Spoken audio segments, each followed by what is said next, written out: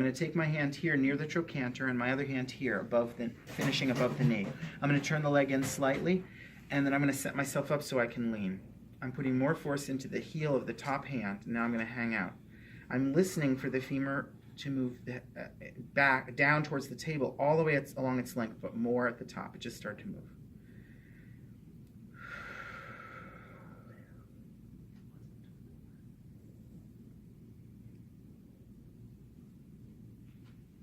Now I could have assessed the hip first. You might remember that she was restricted in that direction yesterday. So drop your knee onto my belly. I grew it for you. Now I'm going to move this around, right? And it's still better than it was yesterday, which is lovely. On the other side, I'm just going to show this on the other side. I could take her leg, see, sort of restricted in here. So can you move towards me, Jean? I'll move your sheet. Just like when you turn over. I want you to be all the way next to me, towards your left. Beautiful, beautiful. Jean, not her real name. Okay, so we'll take her leg up like this in the direction it's not moving. And now I'm just going to put my hands and I'm just going to lean so that I'm putting force in the long axis of her leg.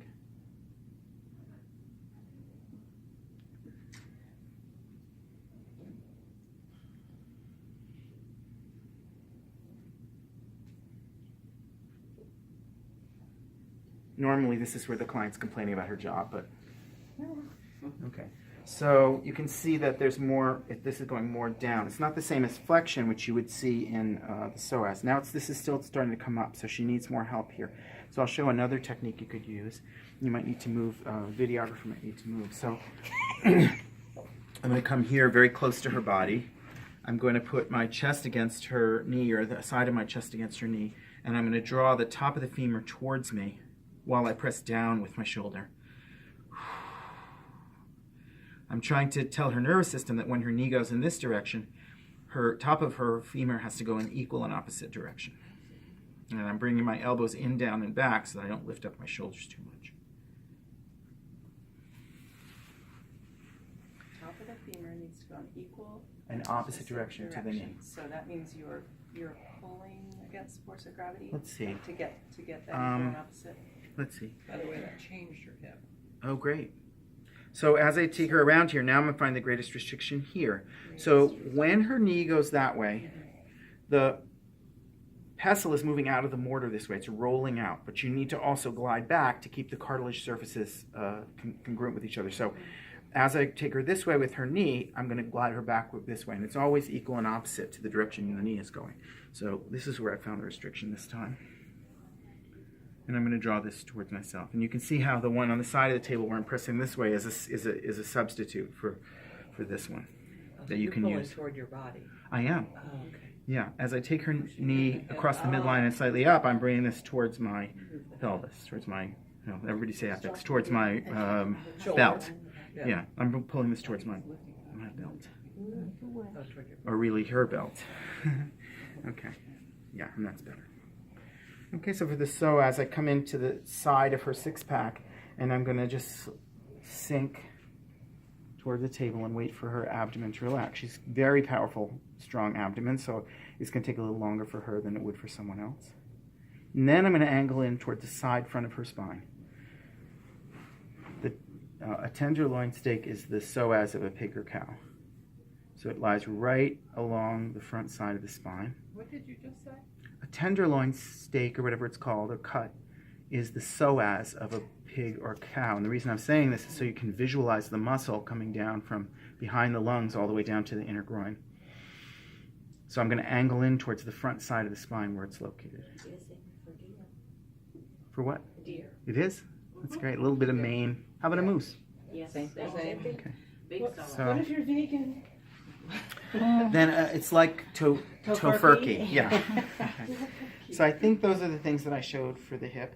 Remember, oh, here's another one. You can take the leg into abduction, external rotation, and flexion. And then I like to use my iliacus, but you could push with any part of your body, and you're just going to compress into the joint. Whenever a joint is compressed, it relaxes. The nervous system views it as being quiet and not having movement, and slowly, a little tiny janitor, that's been proven, goes through the whole joint and turns off all the lights. Yeah, that's just a joke I always make. It's not about science. Then I could also traction, right? So in the same position, I could mostly, having my hand mostly on the tibia, this is just, like it's just ability for me. I'm going to traction out, and that traction is the psoas. The psoas traction is better because it attaches way in the inner groin. The psoas will be stretched better if you're internally rotating. So I could take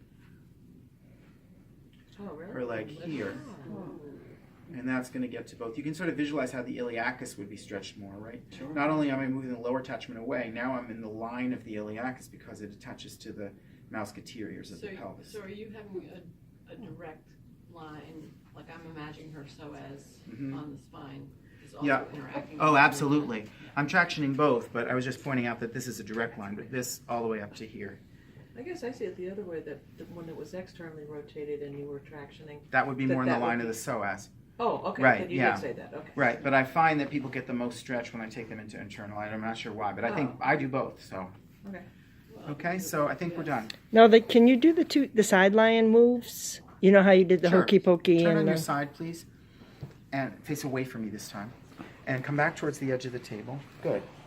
So I could take my leg against the PSIS here, and I could take my hand on the tibial tuberosity, and I'm just going to move along this line, the arrow facing this way and then the arrow facing this way. I'm just going to slide one leg over the other, and I'll be explaining it to her so that she could do it on her own. You can do that any number of times. I could also have my leg here and do the same thing with my finger on the PSIS. I'm not going to show that. I can for SI mobilization, but also here. They go together, and it does both. So I'm going to take my hand on the top of the ilium here, and I'm going to move the two front bones of the pelvis together like a lotus closing. And then I'm going to set myself up, elbows down, in and back, so that I can just lean. And this opens in particular the SI joint that's closer to the table. And you're going downward. I'm going after I close the lotus, I'm going straight down. Okay, now there's this one. Imagine that the trochanter could draw a circle on the ceiling.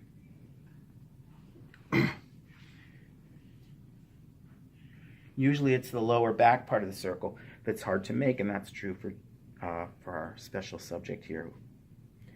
And then I'm going to switch sides. This is easier for her. And then I could teach her to do it herself. This is not an isolation. I want to move the whole body when I do this because I'm integrating the movement with the whole body. You can turn it off now.